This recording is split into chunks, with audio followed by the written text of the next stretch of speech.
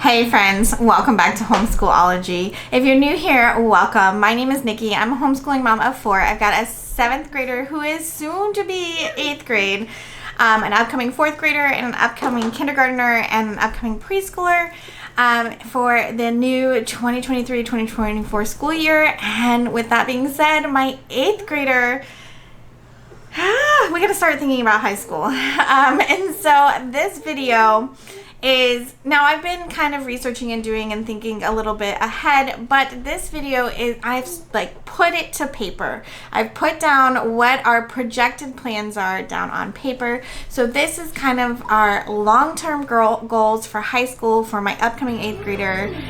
That's what we're going to share about today.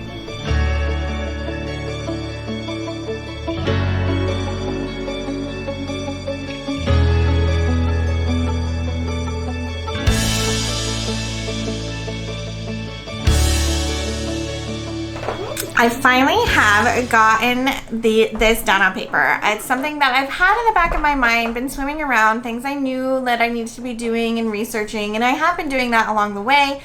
But y'all, it's serious now. Like, we are in 8th grade. We can start earning those high school credits now, and so things got real.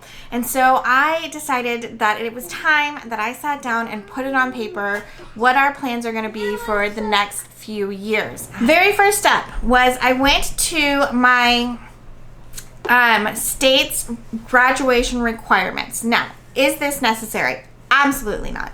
Do you have to do this? Absolutely not. Do you even have to create a transcript? Not necessarily. However, I want my children to be prepared if they so choose to go to college. Do I require they go to college? Nope. Don't think it's that important. I mean, not that it's not that important. I don't want to say that. I don't want you to think that. College is important. College is great. College is wonderful. If your child needs college, if they want to do something that they don't need college for, then okay, like, you don't need to go to college. It's not what you have to have. So, but I want them to be prepared if they so choose. If they decide that it is something that they want to do, I want to be prepared for that. I don't want to be scrambling or making them spend an extra year at home trying to get it all done. So I want them to meet the standards for getting into college in our state. But I had to find out what were those requirements. So what I did was I went to my county's website and found the standards for graduation. So I'm going to flip over to the computer and show you those. Okay, so here is the standard diploma requirements, and then here is the scholar diploma designation is right here. So what you need to add on to those to get the scholar diploma. And then this is what my state university system requires of a high school graduation. So this is kind of where I put my focus, was this is what I needed to have here. So what I did was I took this and I went over to an Excel spreadsheet and I put in, here are the subjects that we need to cover. Here are the credits that are needed. And then this is my projected plan. So in 8th grade, we're going to go ahead and do Algebra 1 with geometry. I don't remember why I did this. Now that I'm looking at it, our plan is, maybe I did this before we chose Saxon. Like there's a new version that doesn't include geometry that has it pulled out. But the Saxon that we're using, Algebra 1 with geometry and Algebra 2 with geometry. So I don't know why I broke it out here. But this is kind of the projected path that I thought she might go on. And so this is what I've put in here for now. Can this change? Absolutely 100%. If she decides she doesn't want to do all these, that's fine too.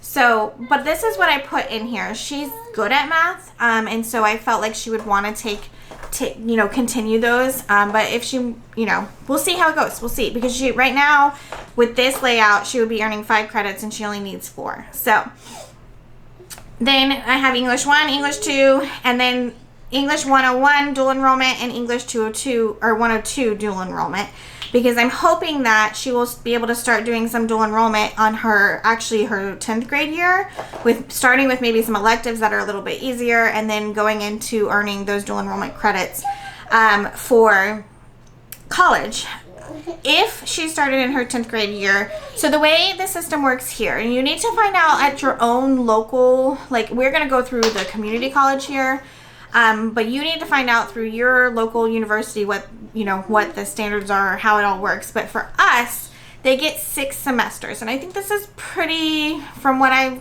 understand, pretty across the board. They get 6 semesters, where it is, they get classes as dual enrollment students, which means they're paid for by the school system. And so, but she only gets 6 semesters, so that's why we're not starting until 10th grade.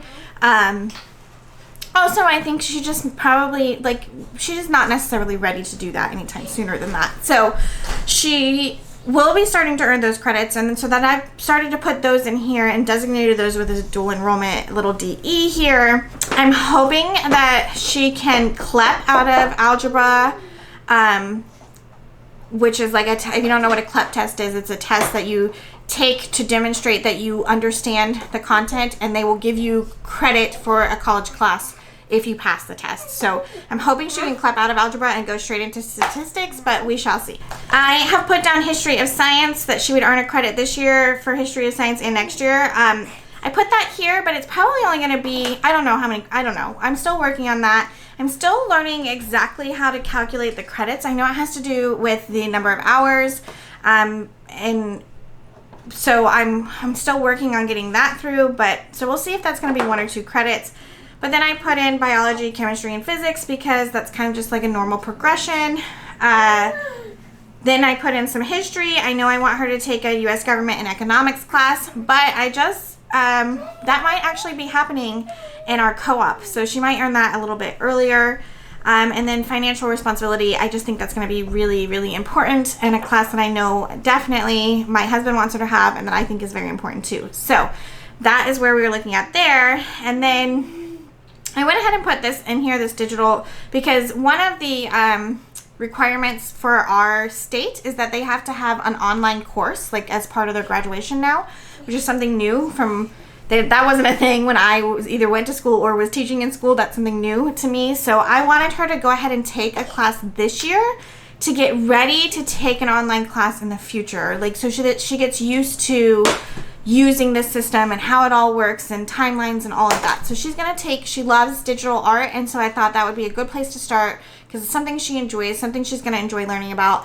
And that's not, you know, so that's why we're taking that there. And then her PE, she does soccer every year, so I figured that would count. And then I do want her to do anatomy and physiology. I've put that here because I think when we do it, we'll do like anatomy, physiology, nutrition, like more of a health course, and tie in the anatomy and physiology. So I gotta see how that, you know, those credits are gonna be structured, but I put it here because she was full on science up there. She does like science, and so I figured she's gonna wanna do that. She needs a world language. She loves French, so I'm put French 1 and 2 here. And I haven't filled in any electives yet because those I'm literally truly going to let her elect. I'm going to let her choose what she wants to learn about, and those are going to go there. I know I want her to take a computer science class and a driver's ed class that she can get credit for, and so I've put those on here as well.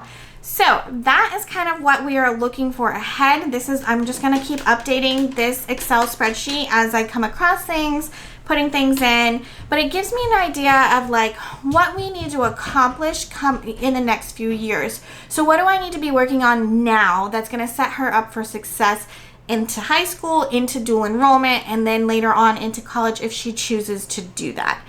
If she takes enough dual enrollment classes, she really does like art and then like drawing on the computer and stuff. So I'm kind of like, she doesn't know what she wants to do, but I'm kind of like, if you get this digital, you know, there's a digital media AS that she can get. And it's only a 2-year degree. And so if she does that, she could basically be like 1 semester short of it by the time she graduates high school. And then that would be something that she could do. She doesn't really, she's not really into people. She's not a people person. She loves her friends. She loves hanging out with her friends. She's not unsocialized. It's just she doesn't do well like meeting new people or being in groups of people. And so I was like, if you have this, you know, digital media degree, you can do things like, you know, digital designs that you could do from home, or graphic work that you could do from home, that you're not, you know, she's still obviously going to have to interact with people. That's part of being a human. But it, you know, setting her up for a job that is kind of just would be a little bit easier for her as far as her not being a people person. So but I don't want to push her. I want it to be her decision, which is why this is still pretty blank and pretty open, because I do want her to do what she feels comfortable with and what she wants to do. So that is what we have kind of looking ahead, looking at. That is kind of our long-term plans coming up. I have, you know, just only started with her. The other ones will come on their own due time. But as I start working more on this, and as I start getting the transcript things, kind of, you know, how to build those, and what do I need for credit hours and all of that stuff, I'm of course going to be sharing those things with you here as I discover them and as I learn about them myself. If you have questions, or if you have something that you would love me to look into for you, go ahead, drop those down in the comments. While you're down there, I would love it if you would subscribe to this channel, ring that notification bell, and give this video a thumbs up. Don't forget, you can follow me over on Instagram at Homeschoolology. Chat with me over there if you have any questions. And I hope you will come back and chat with me again real soon, and I will talk to you guys later. Bye.